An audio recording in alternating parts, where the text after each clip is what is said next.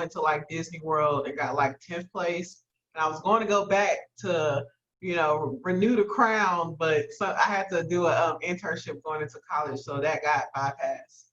I was also on several leadership councils. So my mom and I was very strategic about joining certain things to make your resume look amazing to get scholarships, which resulted in like over $200,000 in scholarships and like a couple full rides.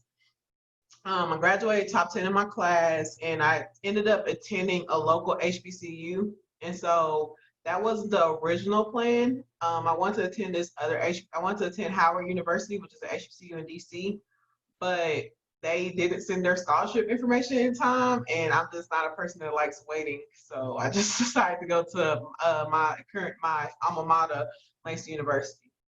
So the bio that I sent is really covers from like my undergraduate level. So on the surface, I got my bachelor's in biology at Langston. In 2015, I went directly into a master's program that was actually paid for. And so most master programs, they don't pay you to do the master's, but I was a bridge to doctorate program for minorities. And so I was all about not having to pay for school. And that's the best thing about STEM, is that there's so many scholarships to do STEM. And definitely if you're a underrepresented minority, it's free and paid for. So got my master's in biochemistry in 2017. And then currently I'm a fourth-year doctoral candidate in pathology and translational medicine at UNC. And so I actually did my oral candidacy exam yesterday. And so just found out I passed, so that's cool. So one of the things I want to start off with is that, like, on the surface, everything looks fine. Oh, I went and got my bachelor's, my master's, and my doctoral program. That's great. So going back into high school, I had all these scholarships, and you would think that will result, you know, big fish, little pond. However, in undergrad, I spent the first 3 summers, or the 2 summers, I didn't get any research internships. And so I started my research experience in a training lab in my undergrad, but like when it came down to the summer, I did not get any internships. So that was disappointing. It wasn't until my first actual summer internship that I had an amazing experience. So I came into undergrad on the pre-med, you know, medical school route. And so we literally done all these strategic things to get into medical school. And then going into that summer internship, like, and it was another experience. I was just like, man, I really love this. Like, and that kind of changed everything, because I never knew about scientists when I was in high school, like outside of the, you know, the pictures you'll see in a science book. And so there wasn't a lot of exposure of the actual breadth of like what all the scientific field could actually cover, and what all the different things of science. I mean, you just hear scientists, it's like, oh, you're gonna cure cancer. Like, that's it. Like, there's, you know, they don't really talk about all the other things that's getting cured. And so just that experience that was actually focused on looking at a protein that was covering neurodegenerative diseases, I don't know, it just really changed everything. So I had like a kind of an early life crisis, because, you know, my mom and my parents, we spent all this effort and work to go into medical school, and now I'm telling them that I don't want to do medical school anymore. So yeah, and to this day, I'm 27, my mom is still like, well, maybe after your PhD, you'll want to go to medical school. So we'll see. After my master's, I actually had a young family member who ended up getting cancer during my master's program. And so literally in the first semester of my PhD program, she actually ended up dying from her brain cancer. She was 3 years old. And so, which was kind of crazy, because during the moment she died, I was actually rotating in the lab that was covering childhood brain cancer. And I actually really enjoyed it. And so that resulted in me actually choosing this thesis lab for my research. A year later, after choosing my thesis lab, everything is going quote unquote fine. And I have preliminary exams, which is like the early steps of exams that you will have to take in your doctoral degree. Well, I ended up failing that, and that kind of blew my spot up, because again, coming from, you know, oh, I had high GPA scores, most of the time things worked out, and I was a planner. So all my life was planned out. When I was going to medical school, I was like, oh, I'm gonna go to medical school, then find my husband, do this, and I'm gonna be making $250,000 a year. Like, that's life. Well, failing that prelim made me realize, oh, like sometimes life doesn't happen the way you anticipated. And then after that, going through that, grieving that like process of dealing with your ego and stuff, I end up really realizing I'm really passionate into like mentoring, definitely like undergrads and younger people who are interested in STEM. And so that resulted in me actually like coming up with my own mentoring program. And this is all after me failing. During this period, I also wrote my first grant, which really got really great scores for NIH, which is the National Institutes of Health. I ended up passing my prelim. I just passed my oral. But on the surface, you know, a lot of people don't know how a lot of things can happen that will actually, that, you know, you don't really anticipate to get from one step to the next.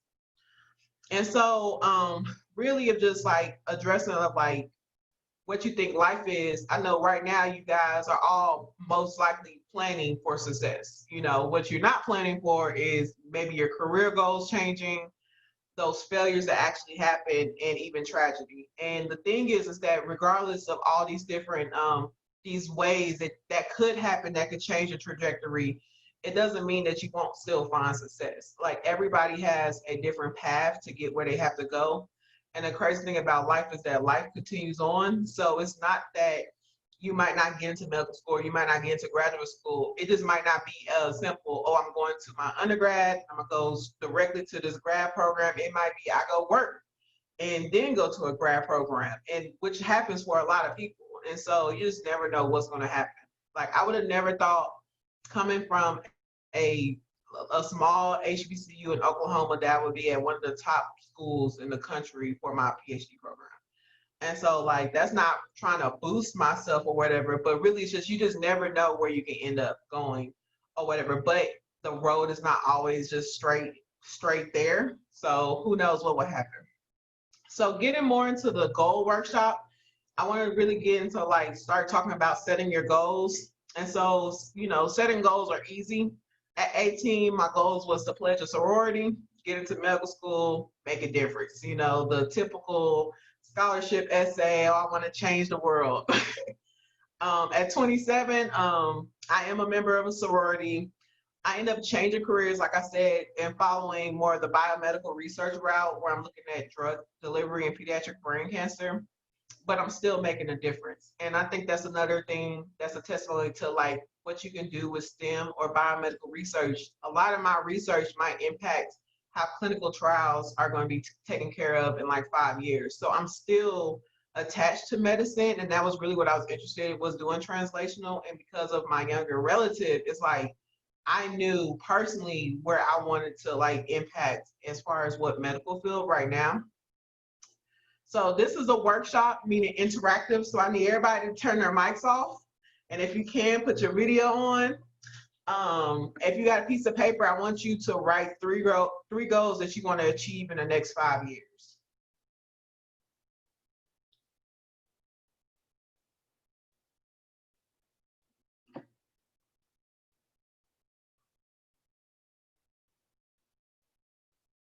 So I'll let you write those goals, and then we can start sharing some goals.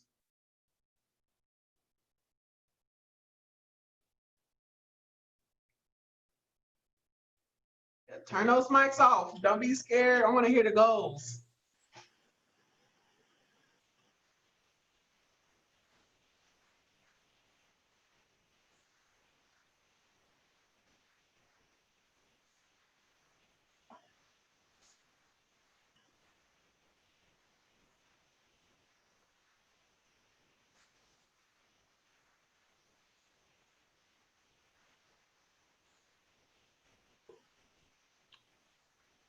All right.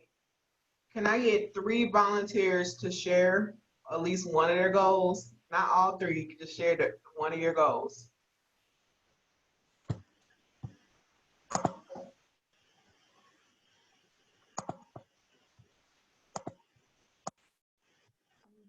I can share if Okay. Yeah, go ahead and share. One of my goals is to get like 1,500 on the SAT.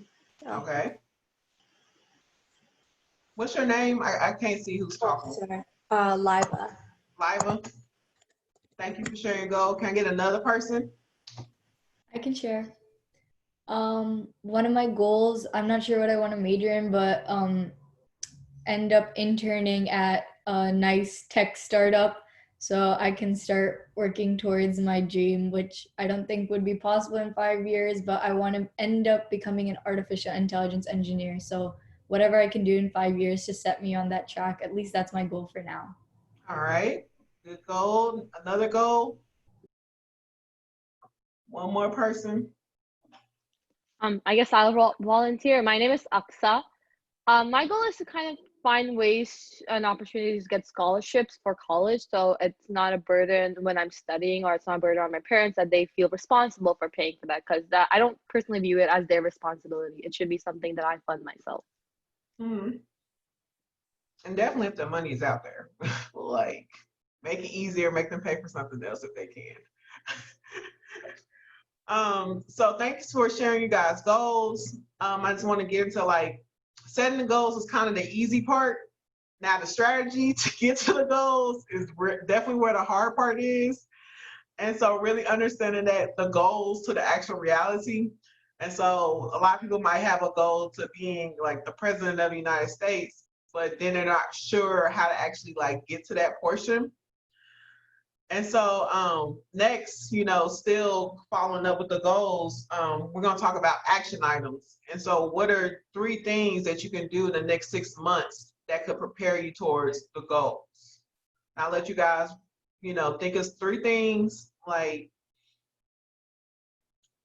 and don't sell yourself short. 3 things could be sending an email.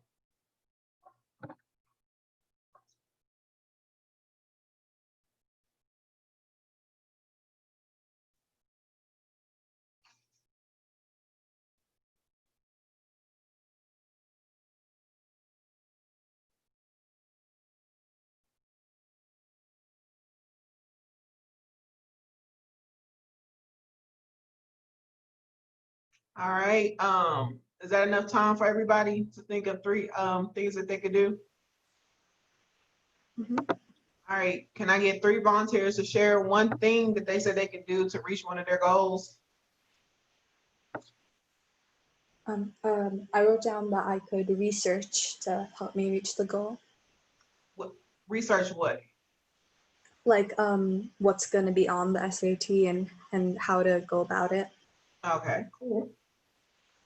What about somebody else?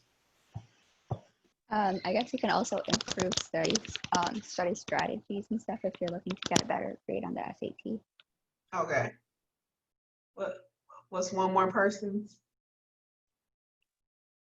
Good morning. Good morning.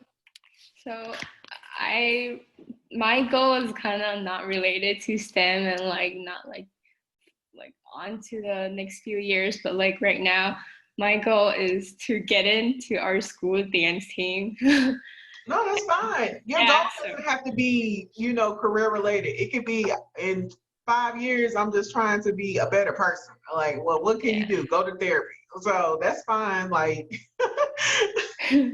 and my strategy is to create a workout routine and start like getting more start exercising so that like I can build up the muscle and like I'll be better at it and hopefully get to the team. All right, we hope for teams. Thank you. Okay, nice strategies, everybody. And so one of the things following your strategy is that you want to kind of be honest about the journey.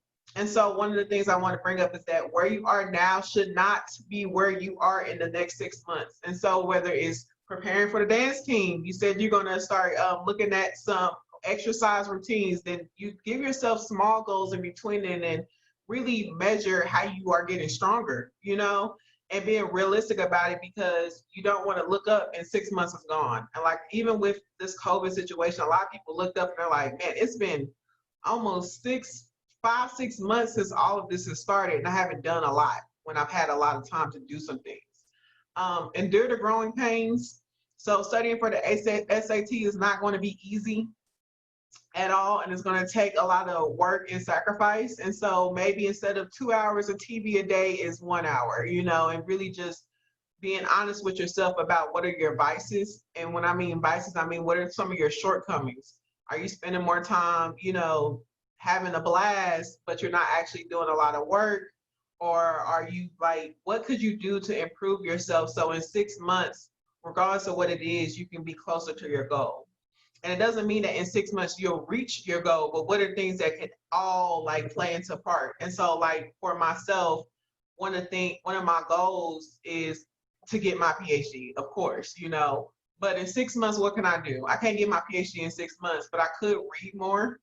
I could read more journals. I could tell myself, okay, I haven't read a journal. I'm gonna start trying to read at least one journal a week, and that's not really that's not a minimum in graduate school, but that's something that you can literally tell yourself, okay, that's where I'm gonna start. And so then maybe in a month, I'm really reading 2 or 3 journals a week, you know, and just being honest with yourself about really kind of like learning these new habits, because it takes 21 days to break an addiction or whatever, and learn a new habit. And so just being honest about that. And then and the last thing I said was passive versus active goal chasing. So a lot of people have amazing goals but they're like passively chasing. So it's, oh, I want to go to school I want to go to an Ivy League school, but then they're not doing certain things that is actively going to prepare them to actually get into that Ivy League school. So when I say get into that, I mean building relationships so you get some really strong letters of recommendation, like sending emails, you know, if it's SAT, looking at who is providing SAT prep courses for free at libraries. A lot of people don't know that there's not just for paid preparation. There's a lot of free material that people don't know. And the cool thing about our generation is that the internet has like limitless resources. And so all it takes sometimes is a Google of what you're looking for.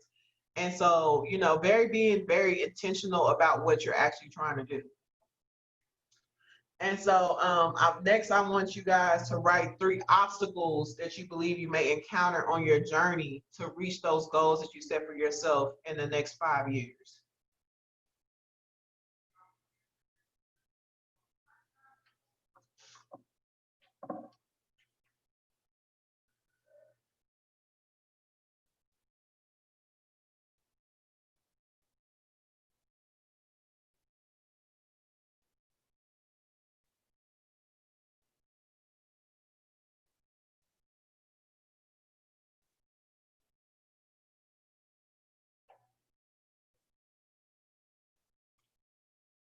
And you can be honest with yourself. Like, shoot, in high school, I loved reading horror books. I hated reading literature. So a goal of mine should have been reading more literature, or because that was my obstacle, doing the things I wasn't used to. Does can I get 3 people to share? I can share. Okay. I get really nervous on tests. So even though like while I'm practicing, I might be getting like really good scores on like my practice tests, I'll completely freeze up on the day of like the actual test that actually counts, because like it's the fact that like it's actually going to count that's like making me really worried. And then I won't do nearly as well as I do on my practice tests. So it doesn't really matter how much I study, like eventually on the day of the test, when I get that nervousness, that like hinders my scores. So that's an obstacle that I may encounter. Some ways that I could begin to overcome it is just starting to slowly overcome that nervousness that comes, and like telling myself that it's a test score, it won't necessarily make or break my future. Exactly. Yeah, that's good. And also really, you know, if you need to learn some anxiety tricks, you know, some breathing routines, so when you actually get to the test, you're calming yourself down. It's like, I know this information. Like, because I'm the same way. I second guess myself. Definitely if it's like a multiple choice, I'm like, I know it's B, but what if this is tricking me? Me too. And they're trying to fool me. Then I choose C, and it's like, I know it's Yeah. B. So yeah, can I get another volunteer? Thanks for that. Nikki, haven't heard from you, I think. Karen, is that how you say your name? Can I go? Hello? Yes. One possible obstacle I could face on my journey is like the mental or physical burnout of like working out every day for my goal. Mm-hmm. So what's something you think you could do to address that? Maybe take a step back, like sometimes to like get a break to make sure that my body and mind can like handle everything. Yeah, that's a good approach. I mean, mental and physical burnout is real. Like, give yourself room to chill out. I take mental health days. Another volunteer?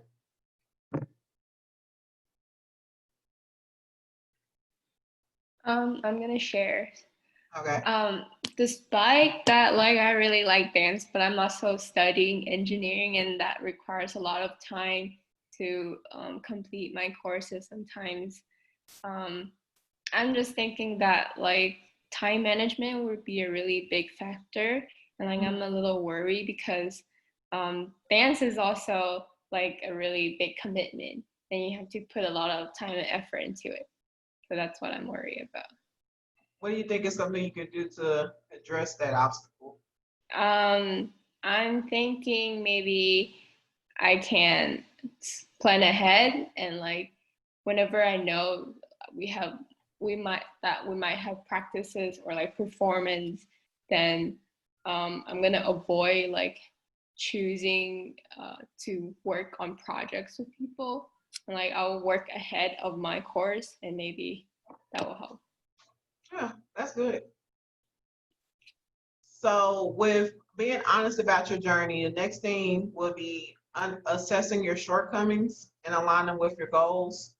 So, personally, some of my shortcomings are that I have to find self motivation to get things done when I don't see the initial benefit. So, grad school is a lot of delayed gratification, meaning that I might do an experiment today that I'm not sure how important it is, and it won't be important to the story about 3 months from now. And that's just really how it is. And so for a person who's like used to instant gratification of study hard, you get good grades. That's instant gratification.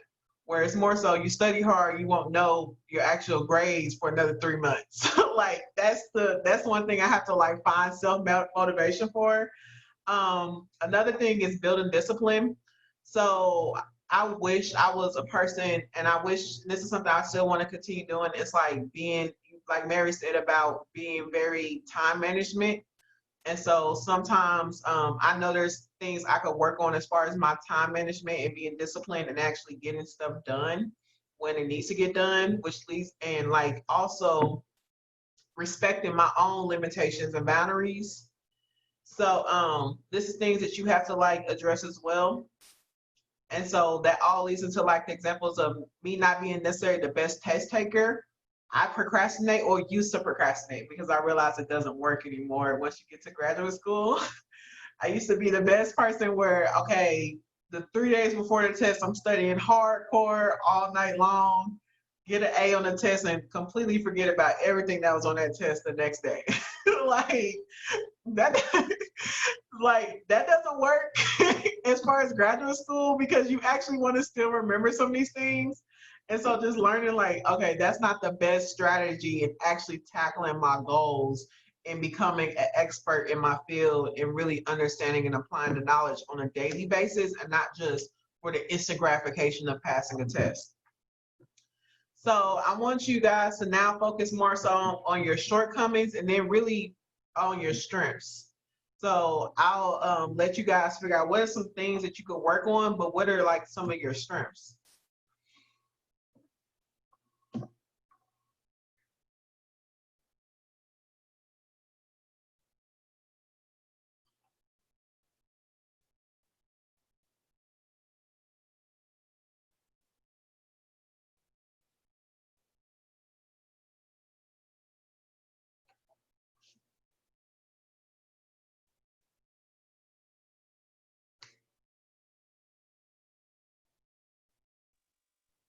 So one of the shortcomings that I said that I have is in terms of self-confidence when especially when I'm public speaking, because that just hasn't been something that I've been comfortable with since I was a little kid. And to kind of counter that, a strength that I have is I'm good at planning stuff in advance. So if I plan and I do my research and I plan out how I'm going to present myself, it becomes easier for me to talk in front of other people. Okay, good. What about you, Rebecca? I don't think, have you shared yet?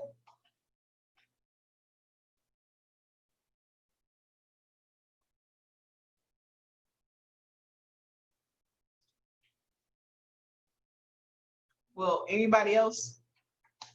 A shortcoming and a strength?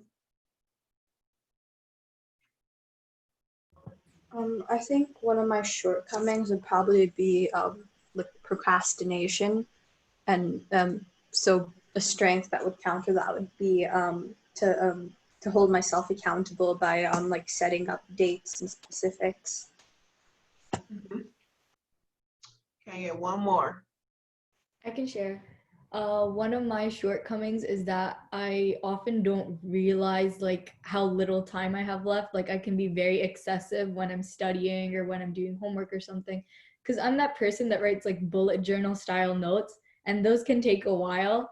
But to counter that, I'm also very organized. I keep all of my notes in separate binders for separate subjects. So I'm very organized. So when I'm studying, it's not as much of a hassle, but while I'm actually writing them, it's very time consuming. And sometimes I'll have to rush my other homework assignments.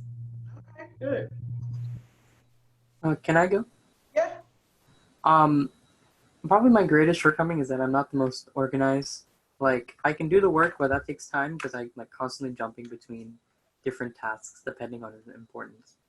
So, What about a strength?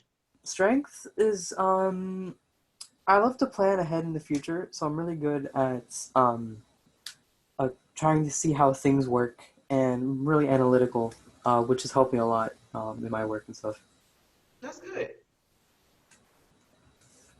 So the next, I want to talk about some misconceptions that if you refuse to change about yourself, you will be set back. And one of those is that you have it all figured out. The next is that you won't stumble. And another one is you can do it all by yourself. None of these things like are true, and that's okay. Like you can't do it by yourself. Like it's okay.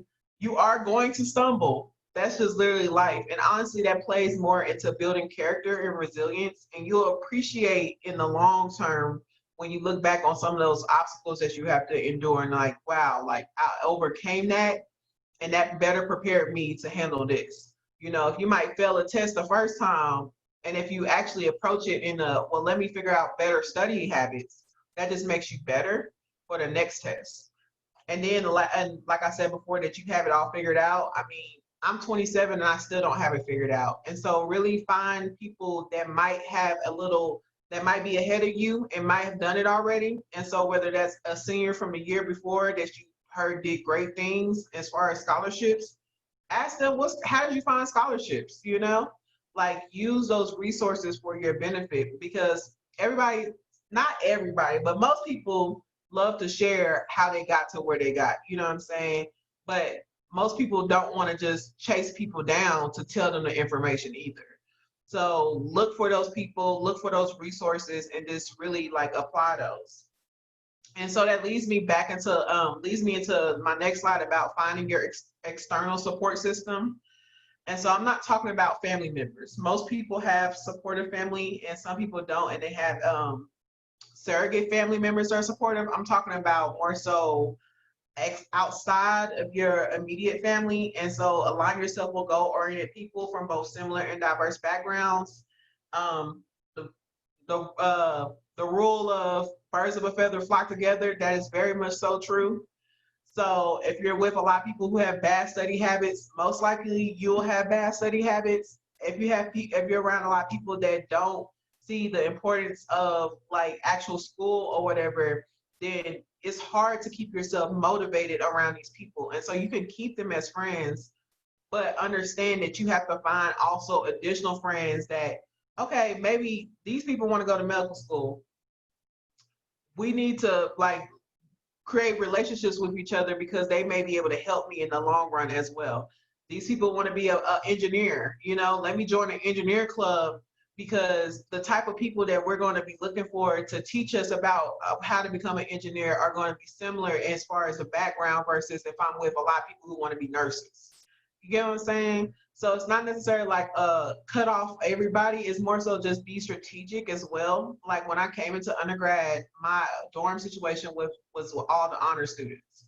So the difference between us and the other people, while we partied a lot, we still knew that if we had a paper or test due, we had to do the paper or test. And so it didn't mean that we just stopped life and we didn't actually enjoy ourselves, but we were more so on the type of same time schedule as far as we were taking on some similar classes, and we knew how to help each other. We would have group sessions and etc. Find your mentors. So those could be like actual school teachers that you think are really going to help you. Those could be people at your religious institutions, you know, that can aid in your help. Or these are people like myself, you know what I'm saying? I'm going to put my contact information at the end of this PowerPoint. I don't mind, you know, giving or spreading information, or if you need somebody to talk to or whatever. There's people like myself that are committed to doing things like this and mentoring. And so take advantage of that. You know, don't be scared to send that email, because usually that's the most frightening thing for a lot of people is sending an email to a stranger. But most likely, the worst thing that can happen is that they don't respond. Most likely they're not going to respond going off on you, you know, like, so if they don't respond, okay, but now what if they do respond? And what if they start putting you in positions or giving you advice that it's like, wow, like I've had, I do youth ministry, so I've had high school mentees where they'll send me their college essays. And it's like, okay, yeah, I'll read it over and give you some tips, you know, and that's something some people are willing to do. So find those people. Network. So even though you're in high school, when you go to conferences or little events like maybe HOSA or whatever things that you might be doing that's more STEM related, find those other students that are trying to do the same thing. Maybe they have different clubs or organizations or those leadership councils like I was talking about that they're a part of that you don't even know about.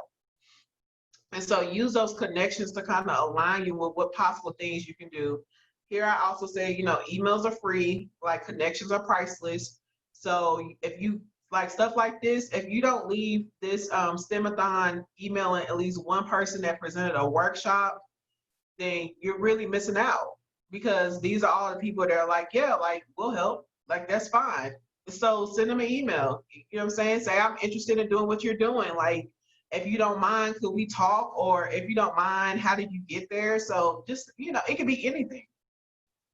So I'm sorry, this slide didn't get changed. So just write down 3 people at your current high school that you feel like you can invest and build a relationship beyond class.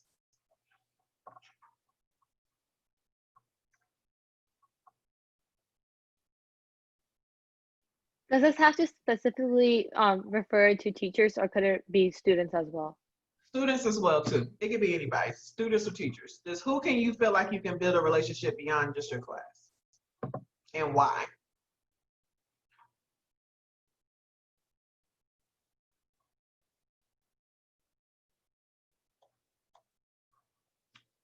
Anybody?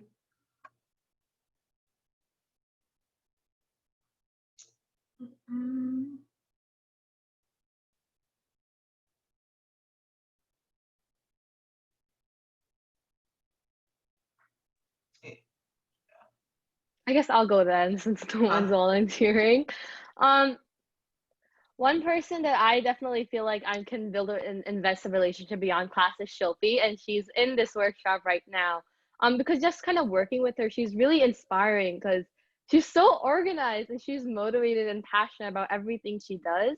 And I kind of inspired to be like her in an aspect. That's why I feel like it would be worth it to invest and build a relationship that goes beyond school and goes into something more meaningful. That's good. Anybody else? I'll go. In response to Aksa, Aksa is also somebody that would invest and build a relationship with beyond class, because just like how I inspire her, she inspires me. She's probably the most inspiring person in my school, in my opinion. Like, even if she gets nervous while speaking, she doesn't let that show. Like, she's very confident when she speaks. and she's always looking for new ideas. She's always looking at new ways to do things. And I find that really cool because most of the people in my school, we're all just studying from the book. We're all just learning to pass the test. And after the test, we'll forget everything right after. Aksa actually remembers all of that, and she still continues to apply it to the lab we have the day after, or like the lesson that we have a couple days after that. She'll bring up some points from the class before. So I find that really inspiring too. So I would definitely invest and build a relationship with Aksa beyond class. That's good. Anybody else? I mean, I can't really choose one person, I don't think, because I mean, from what I've seen, like, since everybody has their own like personalities and backgrounds and goals, I feel like I can learn something from everyone. So it'd be worth investing a relationship in all of them. Good. All right. So congratulations. You're on your way to developing your own individual development plan. And so IDP is a way that you align your goals with your passion and personal development. It's used commonly more at the graduate and professional level, but it's not something that you cannot use during high school and collegiate level.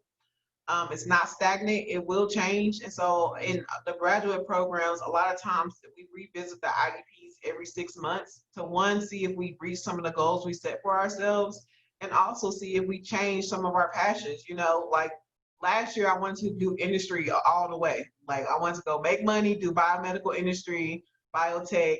And now I'm like at a crossroads because I'm like, I don't know if I want to do more science education versus industry. So it's always going to change depending on where you are in life. And then there's multiple resources online. Again, use Google.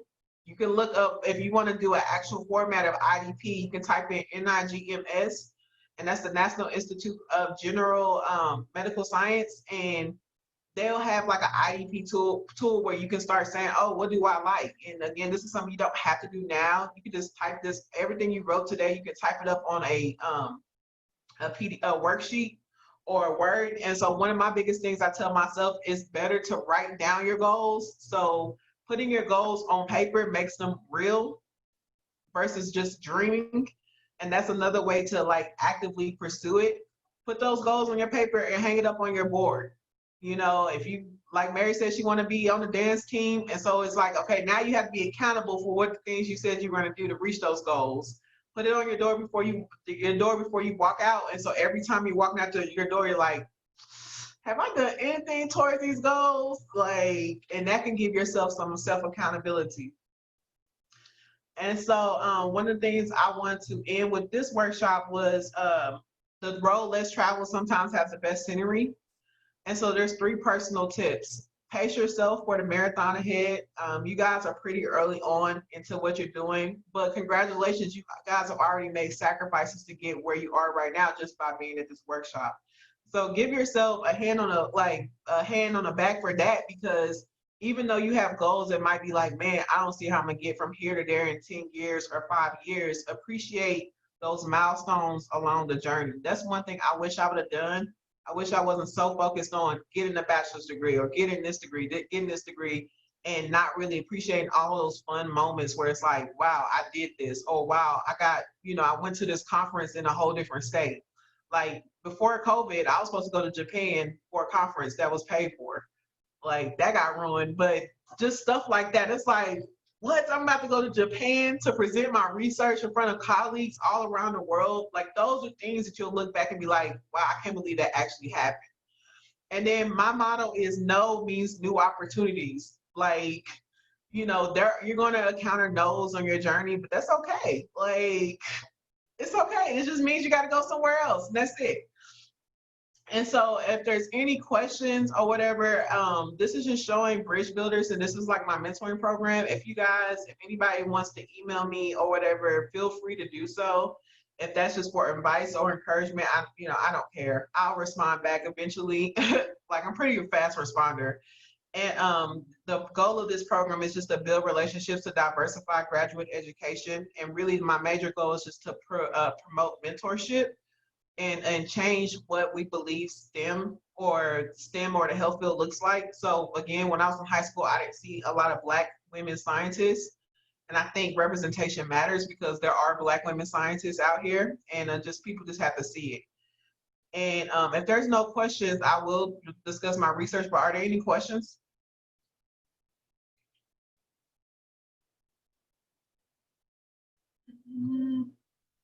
I had a question. So you underwent a lot of education. You're still in your PhD program.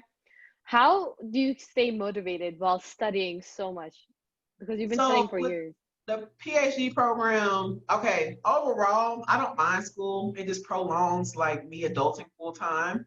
And so like it was just like, okay, study or work 8 to 5. So as far as staying motivated, I think just having the realization that all this is for a bigger cause. So yes, I'm tired of taking tests or whatever, but this is all going to play into the foundation for the next couple of years. And so, yeah, there's going to be times where it's like, I just do not feel like writing this paper. And you're going to complain to all your friends and, you know, go through all the emotions about it. But then you're going to still write the paper because at the end of the day, it's kind of like I always say, like education, they give you all these different things you have to do to get to the next level because other people are not willing to do it. And so that's what I mean about like the road less traveled. And so if you have a goal where that position is making $100,000 a year, a lot of people don't make $100,000 a year. So you're going to have to find some motivation because in order to do that, you're going to have to do some harder things that some people might not be willing to do. Any other questions? In regards to like, what if we don't know exactly what our goal is or like what we want to study, for example, in college, how would we be able to identify that? Or do you think that it could change at any time? So yeah, it can change. I told you, I came in like medical school when people are like, oh, what are your I'm biology, but pre-med track, like, and so it can change and just be flexible with that. One thing I encourage people to do is follow what they're passionate now and be okay with what it changes. Like, and the cool thing about it is that even though your bachelor's degree can matter depending on what you want. So like if you want to do engineering, most likely you will have to get a bachelor's in engineering. When it comes to STEM, there is a lot more flexibility.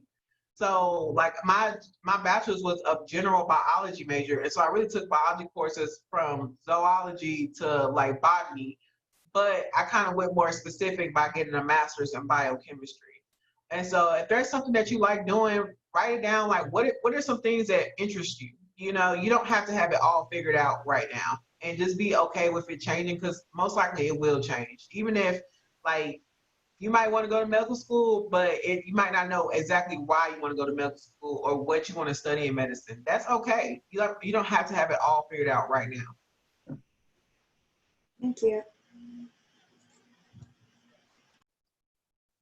Any more questions? All right, I guess I'll show my research since we got like 12 minutes left for this workshop. My research is covering pediatric, looking at drug delivery and pediatric brain tumor model with mice. And so in this middle is just Laurel. This is the reason why I'm doing what I'm doing. I kind of use it as therapy in a sense. It was intimidating joining my thesis lab because I remember in high school, we had a neurologist come and they showed us the human brain and it was the most boring lecture I've ever been to. And I was like, I'm never doing brain ever because of this lecture.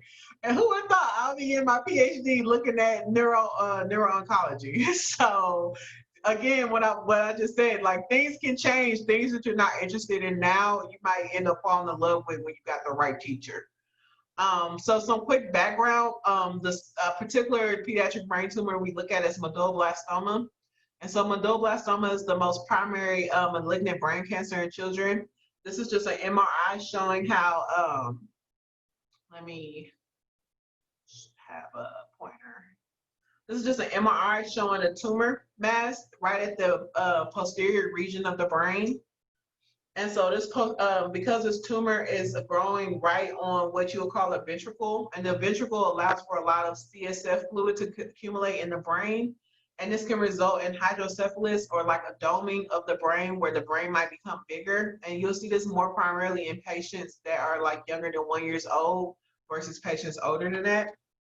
medulloblastoma is a heterogeneous, meaning it's a very different disease in the sense that even though there's a lot of different tumors that might be medulloblastoma, but they have different driving molecular pathways and what's the prognosis is on the clinical realm. So Wnt is a medulloblastoma subgroup. It's very good prognosis. So people who have Wnt medulloblastoma really respond well to therapy. Group 3 medulloblastoma, they don't respond as well, so they have a poor prognosis. Group 4 and the actual subgroup we study in our lab, which is Steiners-Hedgehog medulloblastoma, has an intermediate prognosis. So, and currently in some of the treatment approaches we use in medulloblastoma, it's the conventional therapy of such conventional therapy for treatment of medulloblastoma because of the tumor growing on that fourth ventricle and the accumulation of CSF fluid. A doctor might have to put a shunt to actually relieve some of that accumulation of the CSF fluid, and then it will be followed up with surgical resection. And so then the doctor is able to actually open up the brain and take some out of the tumor as careful as possible, and it will be followed up with radiation and chemotherapy. The problem with this is that while all these treatments are helpful, subgroup classification is not used for the treatment of medulloblastoma, so it's not very personalized medicine, which is something that is actually a trending topic now of trying to figure out how can we make therapy more personalized to the patient and not just be a one cure for all. And another thing is that those 3 conventional therapy uses are all puts the patient at a higher risk for like neurological disease or like special education. Also, because you're treating a growing child, they might result in like physical deficits and stunting of their growth. And so we use a pretty cool preclinical model of medulloblastoma where we use a Cre-Lox recombinase system, which will result in like this active protein called SMOM2, which promotes a lot of active Steiners-Hedgehog signaling. And so this will result in tumors in actually the cerebellum area of a mouse brain. So I just wanted to show here an actual picture of a mouse we use. And so this is a postnatal day 16H mouse, wild type mouse, and it's comparing to an actual tumor mouse. And so you can see here, like the head of the mouse is pretty domed. And so the tumor is growing and it is also accumulating all the CSF fluid. And this is actually very comparable into what a human tumor can do as far as like the biology of it. So my major goal in my project is really just to improve therapy of medulloblastoma with combinational therapy. And we use 2 different types of drugs that I'm studying, and it's a CDK4/6 inhibitor and a tumor stem cell inhibitor. And so here you can see at this concentration of our drug, we're able to increase survival. However, the drug is not curative as a single agent. And this is another drug we use because we're starting to see that these tumor stem cells are becoming resistant to the CDK4/6 inhibitor. And so we also see that we're able to improve survival. And so my major goal is really to see if we can treat with both the CDK4/6 inhibitor and a tumor stem cell inhibitor and then promote like neuronal differentiation and cell death. And so that's kind of just a brief overview of my topic without going into too many details that might become confusing. And so, yeah, that's it. Any questions? Any more questions?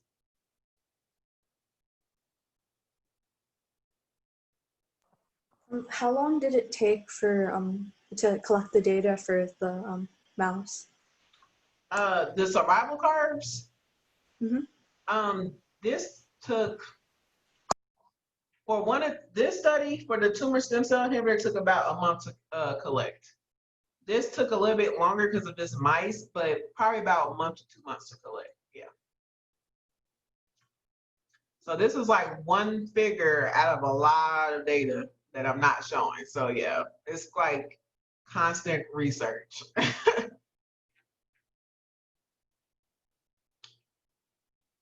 Any other questions?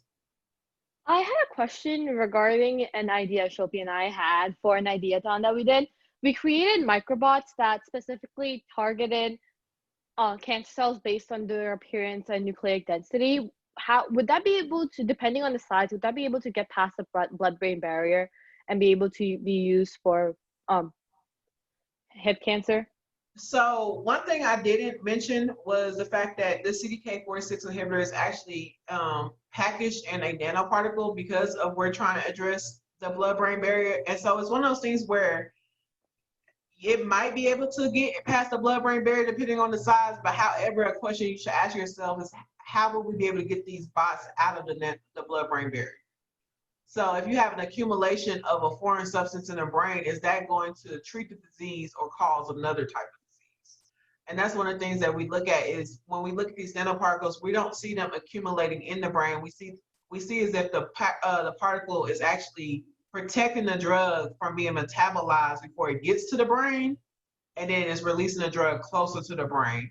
And so we're not having a lot of off-target effects, but that's one thing I think you should try to decide, like, yeah, it might get into the brain if it's small enough, but what's a way we could, modulate this nanobot so it's not going to accumulate in the brain and become toxic? I had a question regarding that. How do you track the nanoparticle while it's going through the blood-brain barrier and like moving closer to the brain? So there's multiple ways you can do it. We do it where we could do like cryosections. And so they do like a mass spec of like a cryosection, which would be a frozen piece of tissue, like thinly sliced. And then they'll just shoot a whole bunch of water across the brain. It's kind of weird. And they can take from that to see did the actual particle get into the brain or not. And then another way to do it is that you can actually like attach a fluorophore and do some imaging to see, okay, are we getting an accumulation of this fluorophore into the brain or not? Okay. Any other questions?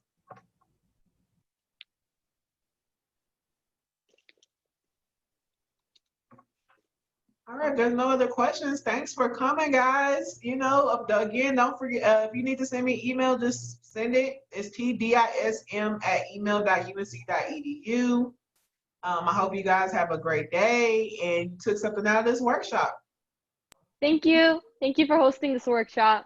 Yeah, no problem. Thank you. It was really interesting. Yeah, thanks.